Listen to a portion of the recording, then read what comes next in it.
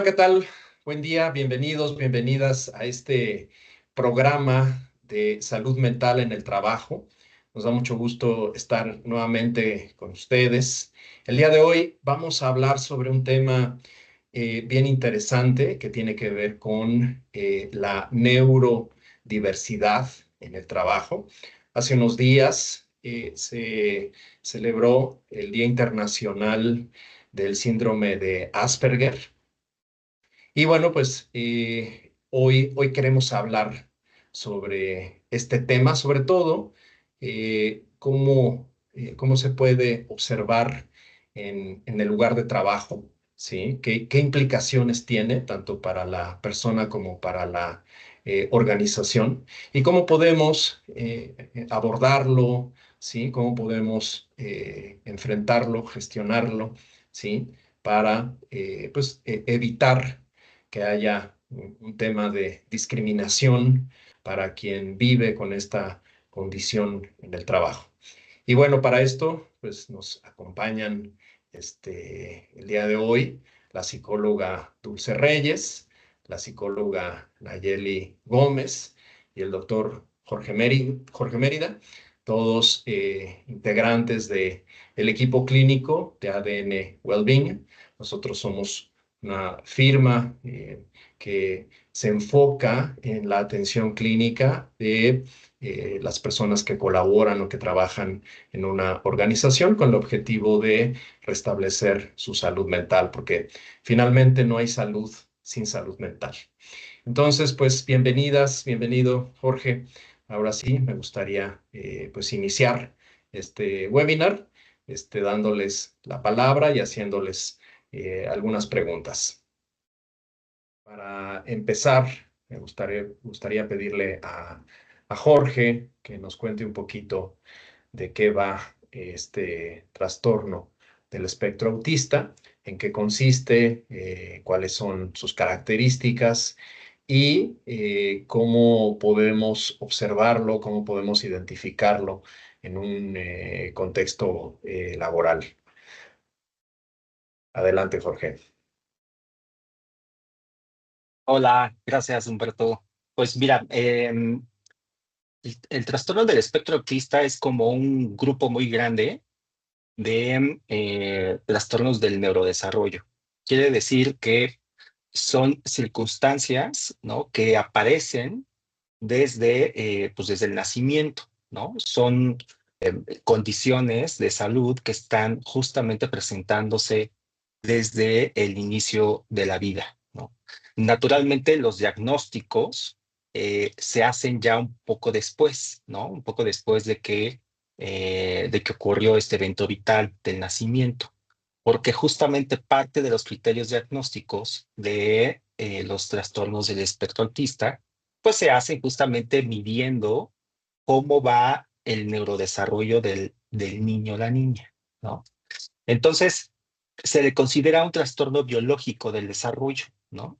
Y que en este espectro existen alteraciones en la interacción social, es decir, la habilidad que tenemos para inferir qué está pensando y sintiendo el otro podría haberse afectado en este espectro, así como la comunicación. En ocasiones la comunicación puede estar afectada a expensas de una alteración del lenguaje o algún déficit en el desarrollo del mismo. Y también el espectro autista incluye lo que llamamos intereses restringidos y comportamientos repetitivos. Quiere decir que la persona, el niño o la niña, está muy centrada en estímulos específicos y le cuesta trabajo dejar esos estímulos, ¿no? Y ser atraído o atraída por otras cosas del ambiente y del entorno. Y los comportamientos repetitivos hacen referencia a que pueden llegar a tener pues mucha vehemencia en hacer un tipo de una actitud específica y que difícilmente se les puede detener, ¿no? Entonces, estas tres características corresponden a lo que son los trastornos del espectro autista. Ahora, dentro de este grande grupo, ¿no?, encontramos justamente pues algunas variantes, ¿no? Y una de estas es a lo que se le llamaba síndrome de Asperger, ¿no? Que pues bueno, me detengo aquí para ver si tienes algún comentario. Sí, Jorge, cuéntanos un poquito en qué momento se da este cambio de hablar de un síndrome de Asperger y ahora hablar de un trastorno del espectro autista. ¿En qué momento se da este cambio, esta evolución de un concepto al otro y a qué se debe este cambio, Jorge? Claro, realmente esto tiene que ver con la publicación de los catálogos, ¿no? De trastornos y enfermedades mentales, ¿no? Para un catálogo, por ejemplo, para el DSM-5, ¿no? Que está publicado por la Asociación Psiquiátrica Americana, el síndrome de Asperger ya lo engloban dentro de el espectro autista. Por el contrario, este síndrome de Asperger sigue siendo una entidad separada en la CIE-10, ¿no? Pero más allá de la explicación de los catálogos, en si se diferencia o no de otros padecimientos del espectro, también tiene una explicación histórica el por qué se recomienda dejar en desuso, pues, el término de síndrome de Asperger. Primero, porque podría de alguna u otra manera llegar a ser un poco estigmatizante, ¿no? Recordemos que desde los años 90 se ha estado adoptando el concepto de la neurodiversidad. Entonces, las personas neurodivergentes, pues, han tenido también una participación activa en que se detenga el uso, ¿no? De algunos términos que pudieran de alguna u otra manera patologizar y de esta manera se fomente pues algún tipo de discriminación estructural. Entonces, esa es una de las razones, que en 1990 se ha promovido el término, o mejor dicho, se ha promovido que integremos en las áreas de la salud pues el tema de la neurodiversidad.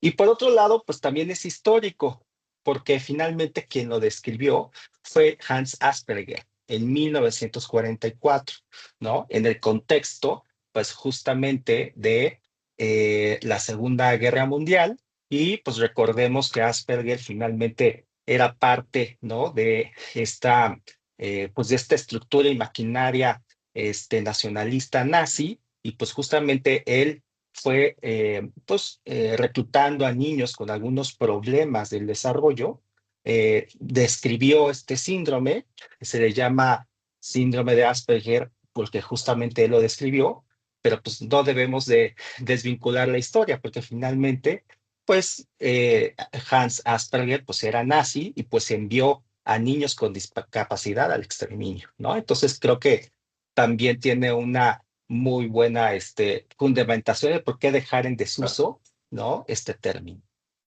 claro, entonces mucho más correcto hablar del trastorno del espectro autista, es mucho más incluyente, ¿sí?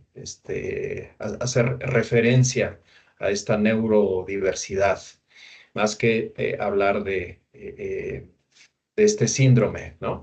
Sin embargo, pues todavía, ¿no? Se habla del Día Internacional del Síndrome de Asperger. Entonces, quizás es importante que, pues, esto pues, también vaya transformándose y cambiando para que empecemos a utilizar como estos conceptos de una manera mucho más amplia, más consciente, ¿sí? Y más incluyente.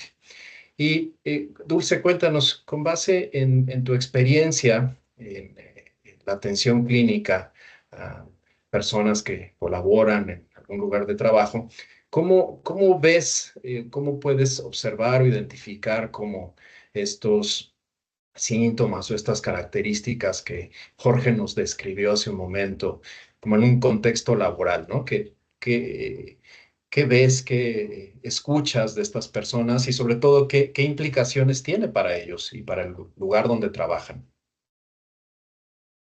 Es muy curioso, Humberto, porque normalmente estos pacientes no llegan por caer en este trastorno, ¿no? Sino que muchas veces los adultos no están diagnosticados hasta que caen en este tipo de programas y entonces se detecta, ¿no? Ah, es esto lo que te está pasando y tienes todas estas características.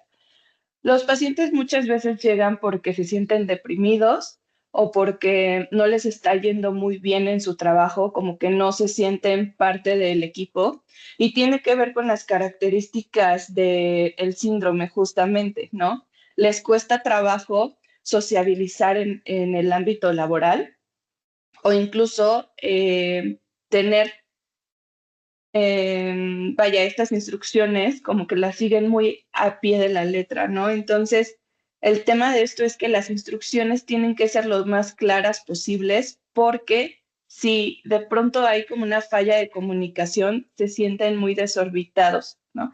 Entonces, bueno, en terapia se trabaja muchas veces con el que entiendan estas características porque muchas veces las familias lo dejan pasar. No había tanta información en México todavía como de esta conciencia de la neurodivergencia, ¿no? Entonces, actualmente sí, ya los niños están teniendo un diagnóstico como mucho más preciso, sobre todo en las adolescencias, pero hay muchos adultos que tienen como el diagnóstico y se sienten mucho mejor, ¿no? Como, ay, nunca me sentí como los otros niños y ahora entiendo por qué, ¿no? Entonces, me parece interesante cómo cambia muchas veces con el tratamiento que se les da y dependerá de cada característica que necesite cada uno de los pacientes. Entiendo. Entonces, muchas de estas personas que llegan a un servicio clínico que habitualmente ofrecen las empresas o las organizaciones, llegan porque están como sufriendo las consecuencias de este problema, pero sin saberlo. Es decir, no lo identifican como la causa raíz del sufrimiento y ya que están en el programa, son detectados, ¿no? Y entonces se puede establecer un diagnóstico adecuado y ofrecerles un tratamiento para ayudarles, ¿sí? A sobrellevar o navegar para adaptarse mejor y dejar de sufrir. ¿Estoy entendiendo correctamente, Dulce? Claro, sí, justamente es lo que llega a pasar en casi la mayoría de los casos. Gracias, Dulce. Nayeli, cuéntanos, ¿cuál ha sido tu experiencia en este sentido? Tú también ofreces esta atención en un programa, ¿no? Clínico para empleados, para trabajadores de empresas. Cuéntanos cuál ha sido tu experiencia en este sentido, tú qué has observado, qué has visto, ¿no? Y qué implicaciones, ¿no? has notado que tiene en las personas con las que tú has trabajado. Algo súper importante es que llegan y sí, me ha tocado con ideación suicida, depresión, no se sienten entendidos, mucha ansiedad porque tienen un pensamiento muy rígido, como nos decía Dulce, entonces de repente es como me cambian el mood y ya no me adapto, ya no puedo seguir indicaciones. Entonces llegan como por esa parte y los perciben como groseros, pero ¿por qué su percepción de los otros así? Porque su comunicación es muy directa, es muy tajante, les cuesta mucho trabajo adornar el mensaje, por ejemplo, les cuesta trabajo leer las expresiones faciales del otro, entender las emociones del otro y también les cuesta trabajo entender lo que ellos están sintiendo. Les cuesta mucho trabajo poner nombre a sus emociones. Entonces, lo que principal trabajo con ellos es cómo me comunico. Trabajamos muchísimo en esta comunicación asertiva. Me tocaba algún paciente que era es que no saben hacer su trabajo, o es que son medio ineptos, es que son esto, ¿no? Yo le decía, ¿y cómo se lo puedes decir a tu jefe de una forma asertiva, más real, más bien más aceptada socialmente, ¿no? Tal vez tú lo piensas así, pero no lo podemos decir así. ¿Qué hacemos? Entonces, eso es lo que yo trabajo con ellos, como ayudarles a comunicarse de una forma asertiva. Y tenemos casos de éxito en donde la comunicación ha mejorado mucho su parte laboral. ¿no? El que ya no los perciban como groseros, porque aparte ni siquiera son conscientes de ser groseros, porque habrá personas que dicen, ah, pues me vale y lo hago con la intención, ¿no?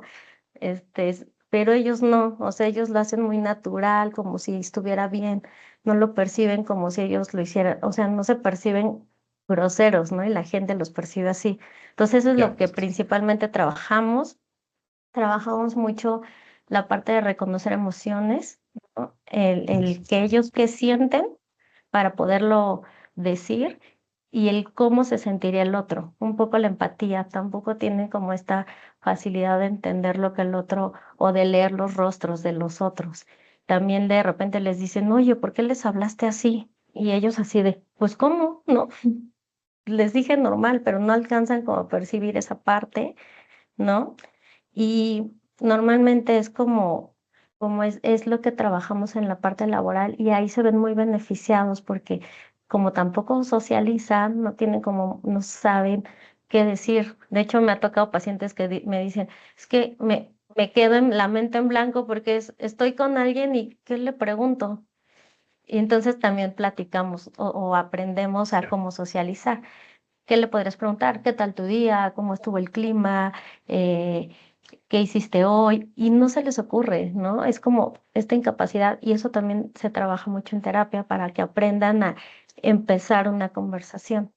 Ya, entonces entiendo que es como un desarrollo de habilidades, ¿no? Lo que Ujú, se trabaja en el proceso de entrada para que logren identificar o reconocer como estas emociones propias y que logren identificar y reconocer esas emociones en los demás, como identificar ese contexto emocional, que eso también les permita como regular sus propias emociones, que entiendo que muchos de ellos pues sufren, ¿no? Como esta ansiedad en este contexto social y de pronto esa ansiedad puede desbordarlos, ¿no? Y los paraliza o les impide comunicarse o les impide actuar, ¿no? Parecería de pronto o podría confundirse incluso con, ¿no? Un tema de fobia social, ¿no? Que en un contexto donde hay mucha gente, ¿no? Donde tienen que exponerse, dar una conferencia, ¿no? O hablar en público, pudieran como tener esta dificultad, ¿no? Para comunicarse, y entonces lo que se favorece o se facilita en el proceso terapéutico, ¿no? Pues es este desarrollo de habilidades, ¿sí? Tanto emocionales como sociales. Es lo que estoy entendiendo, Dulce, Nayeli, ¿es correcto? totalmente. Porque desde un punto de vista médico, ¿sí? O incluso organizacional, ¿cuáles podrían ser como herramientas o los apoyos que se le puede dar a una persona que está dentro de este espectro? Lo primero es cambiar el paradigma respecto a qué esperamos de las personas, en este caso de los trabajadores, ¿no? Porque naturalmente, pues cada vez que una empresa lanza una vacante, pues piensa en algunas habilidades, en algunas competencias, ¿no? Este, pero de pronto no se detienen a pensar, ¿no? Que lo que están publicando, pues es un avatar, ¿no? Que pudiera ser como muy rígido y muy diferente a lo que somos cada uno de nosotros. Entonces, lo primero que hay que combatir, pues es el paradigma de lo convencional, ¿no? Y hay que naturalizar, pues que la diversidad simplemente está allí, ¿no? No es algo que aceptes o no aceptes, sino que simplemente, pues ahí existe, porque es natural. Entonces, es importante mencionar que existen al menos cuatro etapas o cuatro aspectos que las empresas deben tomar en cuenta respecto a la neurodiversidad, ¿no? Que justo ahorita pues es un tema candente, ¿no? Porque en Estados Unidos con presiones políticas y económicas se ha desincentivado pues justamente la inversión en la difusión, ¿no? De la diversidad y la inclusión, ¿no? Y pues bueno, es algo que de alguna u otra manera podría ser imitado en otras regiones del mundo, ¿no? Lo cual es muy desafortunado. Pero bueno, regresando al tema organizacional, o sea, la persona, cualquier trabajador tiene un camino, ¿no? Y las personas neurodivergentes también lo tienen un camino en su trabajo. Entonces, las organizaciones deben también comprender que la discapacidad está muy determinada por el entorno, más allá de las características de la persona, ¿no? Es decir, ya la OMS reconoce que las discapacidades, pues son atributos del entorno finalmente, ¿no? Porque no está también, digamos, planeado, diseñado para la inclusión de todas las personas. Entonces, en la etapa de contratación, la empresa debe de pensar en al menos 4 aspectos. Uno, que tenga una política de inclusión explícita, ¿no? Es decir, que se piense en esto desde los tomadores de decisiones para emitir una política de inclusión. También es importante que se tenga conciencia de esto que llamamos el modelo neurotípico, es decir, esperar que todos vamos a ser una persona convencional, ¿no? Hay que desafiar ese modelo neurotípico porque finalmente siempre estamos esperando que las personas sean, ¿no?, convencionales o normales, ¿de acuerdo? Entonces, también es importante que con esta conciencia del modelo neurotípico, empecemos a naturalizar que las personas puedan revelar alguna condición neurodivergente. El tercer aspecto que se tiene que cuidar en la contratación es, pues, revisar el perfil de puesto, ¿ok? Habrá algunos puestos en los que naturalmente no va a poder cumplir con todas las tareas, pero no quiere decir que no debas de contratarlo o contratarla, sino que más bien se podría hacer un ajuste, ¿no?, en algunas actividades porque finalmente la persona neurodivergente pues tiene mucho talento que aportar, ¿no? Y además, también hay que revisar cuál es el nivel de apertura que tiene el equipo en donde una persona neurodivergente se va a desempeñar. Porque como nos ilustraban tanto Nayeli como Dulce, en muchas ocasiones el tema de lo social, la socialización, la cognición relacionada con estar en un equipo, es una de las principales, ¿no?, molestias o situaciones que ponen en una situación difícil a la persona neurodivergente, ¿no? Entonces, siempre hay que hacer como conciencia en el equipo donde está trabajando esta persona, ¿no? ¿Para qué? Para evitar esto que nos decía Nayeli, es que me han dicho que soy grosera o grosero, ¿no? O simplemente el estar conviviendo con ellos y tener este apoyo social, estas pláticas, estas charlas informales, pues se les podría dificultar mucho. Pues bueno, eso es solamente el tema de la contratación, pero también se recomienda pensar cuáles son las condiciones de trabajo en las que va a estar la persona neurodivergente, cuáles van a ser los planes de desarrollo profesional para esa persona, ¿ok? Cómo vas a hacer alguna promoción de un adecuado clima laboral y pues también qué tipo de servicios le vas a ofertar.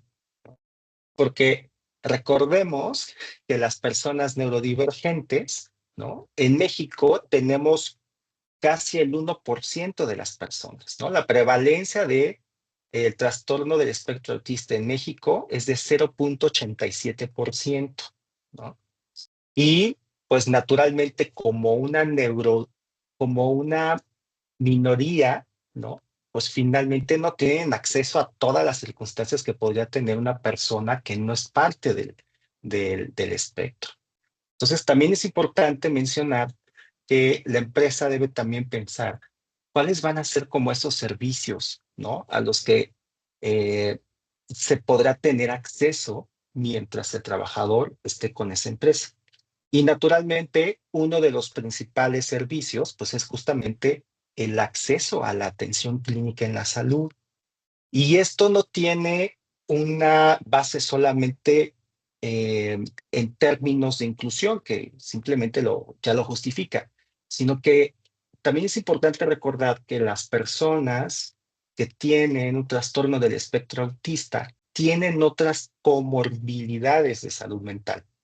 Por ejemplo, hasta el 84% de las personas con el trastorno del espectro tienen trastorno de ansiedad. El 80% también tienen trastorno por déficit de atención e hiperactividad. El 60% tienen algún trastorno del lenguaje, ¿no? El 20% pueden llegar a tener un trastorno depresivo. Entonces, es importante mencionar, ¿no?, que uno de los principales servicios o beneficios que debería tener la empresa pensando en la inclusión de las personas neurodivergentes, pues es el acceso a servicios de salud mental. Claro. Muy cierto lo que comentas, Jorge. Definitivamente es fundamental, es imprescindible que las empresas, ¿sí?, los lugares de trabajo vayan sensibilizándose y vayan incrementando su conciencia al respecto, ¿no? Y sobre todo de pues, las necesidades que pudiera tener una persona neurodivergente en este sentido, ¿no? Finalmente, pues hoy en nuestro país, aquí en México, pues existe todo un marco legal, ¿no?, que pues finalmente pretende facilitar el acceso a la salud, sobre todo a la salud mental, a toda la población trabajadora, ¿no? Y pues definitivamente identificarlas, ¿no?, y ofrecerles este servicio, pues es fundamental para que se restablezca su salud, ¿sí? Pues física y mental. Bueno, pues con esto me gustaría ir cerrando, ¿sí?, este webinar y pues pedirle a Dulce, a Nayeli, a ti, Jorge, que nos compartan una conclusión, un comentario final, ¿no?, sobre este tema de la neurodivergencia en el lugar de trabajo. Adelante, Dulce, Nayeli, quien quiera, por favor. Bueno, yo creo que lo que podría aportar es que, por ejemplo, el autismo no necesariamente es incapacitante, ¿no? Solamente necesitan diferentes herramientas que a lo mejor los otros ya las tienen, ¿no? O sea, necesitan diferentes apoyos y creo que es enriquecedor para un equipo de trabajo observar a todos los integrantes y observar cuáles son sus fortalezas y dificultades y al final eso permite como trabajar en equipo, tener un mejor ambiente laboral y crecer también como empresa, ¿no? Entonces, creo que hablando de las neurodivergencias, el buscar características personales aportaría muchísimo. Gracias, Dulce. Nayeli. Ok, pues yo me quedaría mucho con algo que he observado es que son muy inteligentes, ¿no? Y siguiendo lo que nos dice Dul, esta parte de sacarle jugo a esas habilidades que ellos tienen, o sea, normalmente los chicos que yo he visto tienen maestrías, ¿no? Tienen una inteligencia muy, muy buena, entonces creo que eso es algo muy positivo para muchas empresas y agregando esto a lo que dice Dulce, adaptando las herramientas, ayudándoles a mejorar estas áreas de oportunidad, creo que sería como súper importante y la empatía, ¿no? Con ellos. Y no solo Claro, con ellos, entre todos, ¿no? Porque todos traemos algo finalmente. muy bien. Gracias, Nayeli. Jorge, ¿alguna conclusión, comentario final? La verdad es que, o sea, todo esto nos hace recordar que la salud mental ocupacional debe tener como dos grandes brazos, ¿no? Como la atención en la prevención y en la atención clínica de las personas, de los trabajadores, pero también impactar en el entorno laboral para justamente seguir perpetuando la salud, ¿no? Y pues naturalmente en este caso, ¿no? Influir también en la inclusión de las personas neurodivergentes, ¿no? Entonces en las empresas se tiene que hacer las dos cosas, no solamente como la atención, ¿no? De los problemas de salud de la persona, sino pues hacer las modificaciones al entorno. Entonces, este caso o en este tema de la neurodiversidad, pues es un ejemplo pues, idóneo justamente para reforzar eso, ¿no? Que la salud mental ocupacional pues tiene que abordar estos dos aspectos, ¿no?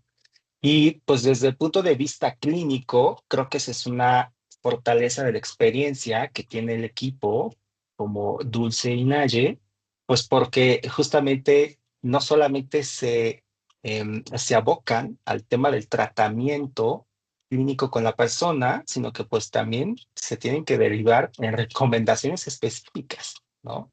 Para la modificación del entorno de su paciente con algún trastorno del espectro autista, ¿no? Entonces, pues solamente queda como cerrar con ese comentario, ¿no? Porque es necesario como hacer esa precisión. Muy bien, muchas gracias, Jorge. Bueno, pues con esto terminamos este webinar sobre neurodivergencia en el lugar de trabajo. Les agradezco mucho su participación, Dulce, Nayeli, Jorge, y pues nos vemos en el próximo webinar. Muchas gracias por su atención. Que tengan excelente día.